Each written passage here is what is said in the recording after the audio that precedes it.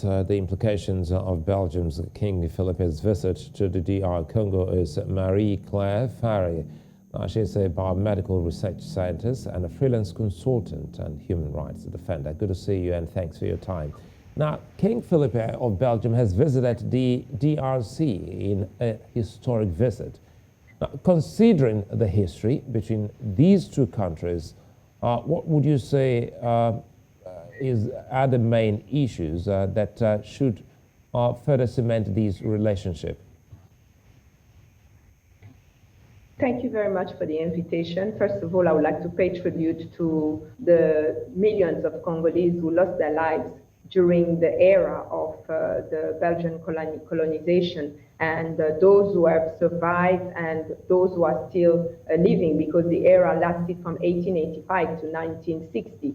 And actually, this visit was really seen as a pathetic visit because crime against humanity was committed in the DRC. And to have the King of Belgium coming at this time in the Congo, where the population are really suffering, and were expecting some formal apology from the Belgian King on behalf of the Belgian people, because the apology was not stated in his speech. Actually, his speech was quite pathetic and a speech that lacked humanity, because he did not present all these atrocity as crimes, because people's hands were cut, people were dehumanized, and the legacy is still ongoing up to today. It was really a pathetic visit, and the apology that was expected from the Congolese population were expecting a formal apology. He only expressed remorse and regret.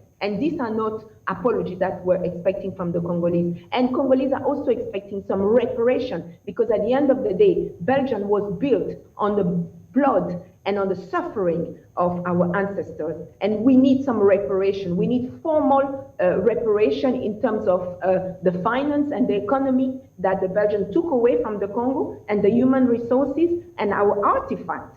Actually, not many have been returned. They actually stole a lot of our art and a lot of our civilization. Marie-Claire, let me comment here, because categorically, specifically, you've said that you would have loved to hear clear-cut, straight to the point apology to the Belgian people, and specifically the ancestors. But since that hasn't happened, what should President Félix Tshisekedi be doing going further, now that Belgians like yourself are not excited about this visit?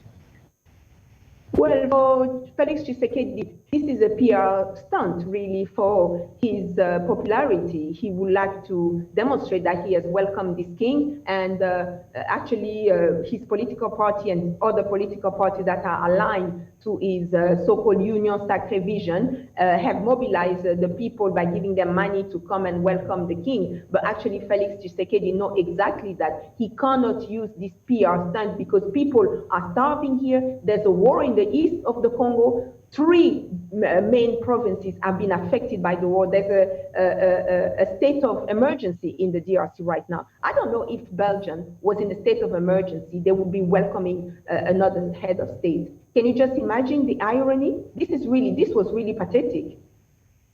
So, how significant, against all odds, how significant is this to the Congolese people? There's no significance. It's not significant. It's extremely pathetic. Congolese people are living like slaves. They're still living under $1, $1 per day. I mean, come on, this is really pathetic. It's not significant, and actually Congolese they were quite indifferent to the visit of this king in here.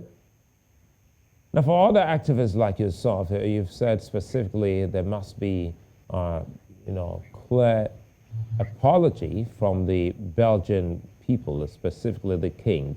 Now, looking at the relationship between the DRC and Belgium, are there ways to readdress these concerns as raised by you? First of all, there needs to be some form of reparation, formal apology and economic reparation and stopping putting oppressive regime in the Great Lake region of Africa. When the King Leopold II is coming to the King Philippe is coming to Congo, who is he coming to visit? Is he coming to visit the Congolese population, or is coming to visit the president and his cronies?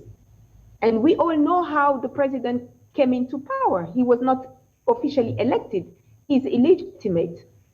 He came to power by the support of the old regime, and he was not elected. So at the moment, there is a lot of discontentment within the Congolese population. So the coming of the king here is just opening new wounds, because people are suffering, and people are just seeing all these lavish expenses for welcoming a king where their lives are not changing. Marie-Claire Faray, many thanks for your time. Thank you very much.